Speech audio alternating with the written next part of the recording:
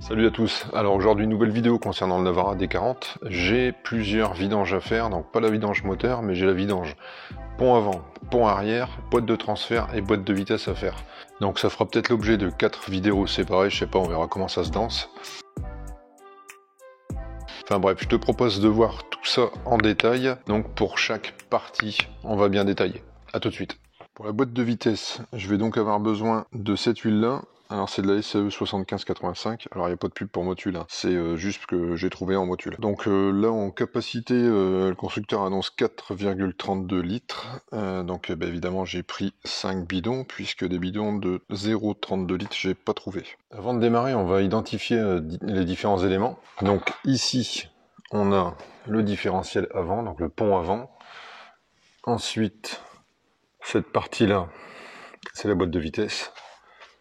Cette partie ici, c'est la boîte de transfert. Et évidemment, en toute logique, le pont arrière, donc différentiel arrière. On va commencer par identifier correctement les orifices de remplissage ici. Et l'orifice de vidange qui se trouve ici. Alors, ça c'est très important. Toujours essayer de débloquer celui-ci, donc le bouchon de remplissage, avant le bouchon de vidange. Parce que si tu vidanges et que tu n'arrives pas à débloquer celui-ci, t'es dans la merde. Là, je commence par mettre un petit coup de brosse métallique au niveau du bouchon. Même chose en bas. Ici, je gratte avec un tournevis pour pouvoir enfoncer au maximum l'empreinte BTR. Alors c'est du BTR de 10. Bien entendu, je commence par le haut.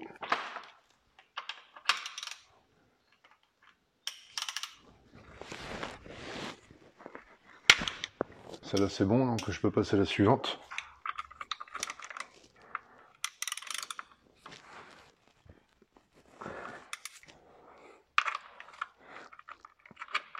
Alors là, typiquement, il s'est mis de coin, donc il s'est mal enfoncé. Je vais lui tapoter dessus avec une masse.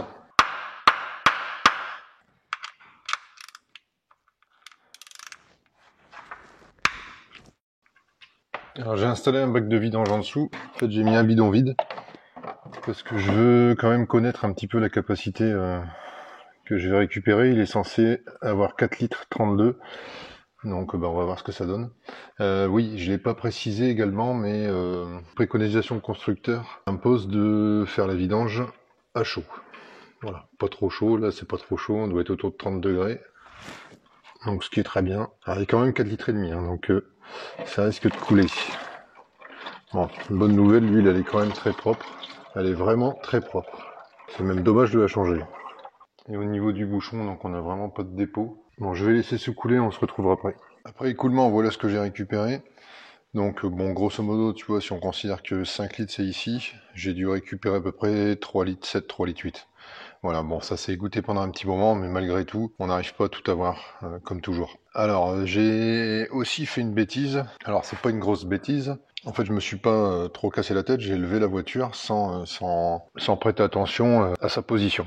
Et en fait, je l'ai levé avec l'avant beaucoup trop levé par rapport à l'arrière. Et le problème, c'est que là, on a donc un remplissage par débordement, qui fait que si la voiture est pas de niveau, le niveau de remplissage sera aussi faussé. Donc j'ai redescendu la voiture, j'ai réglé le pont correctement, et j'ai relevé la voiture pour qu'on puisse maintenant remettre le bouchon et procéder au remplissage.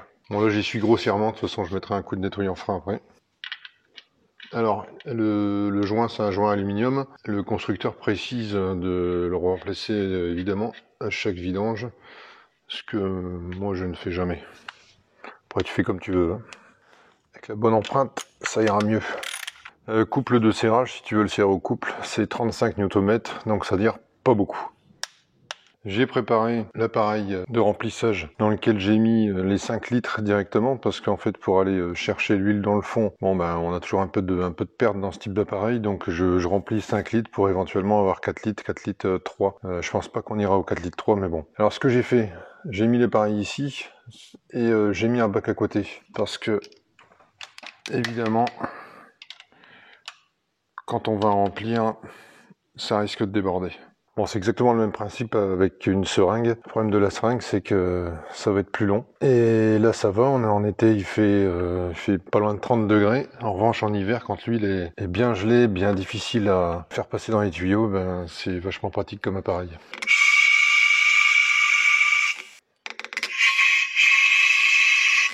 N'oublie pas de tenir à proximité immédiate le bouchon de remplissage, parce que quand ça va couler, il va falloir fermer tout de suite.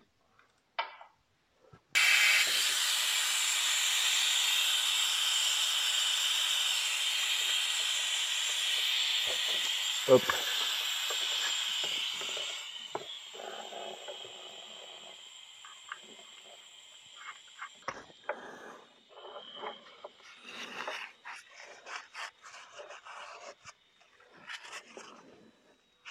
Voilà, dès que ça se déborde, le niveau est bon. Bon, il me reste plus qu'à serrer au couple de la même manière que l'écrou de vidange. Donc là, on est sur 35 Nm également, comme en bas.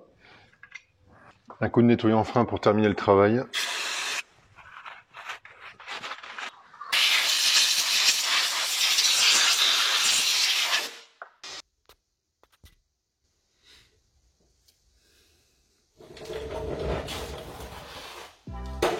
Bon voilà, on est au terme de cette vidéo, alors j'espère qu'elle t'a plu, j'espère qu'elle aura pu t'aider. C'est une opération qui est quand même simple à faire, qui coûte pas très cher quand tu le fais toi-même.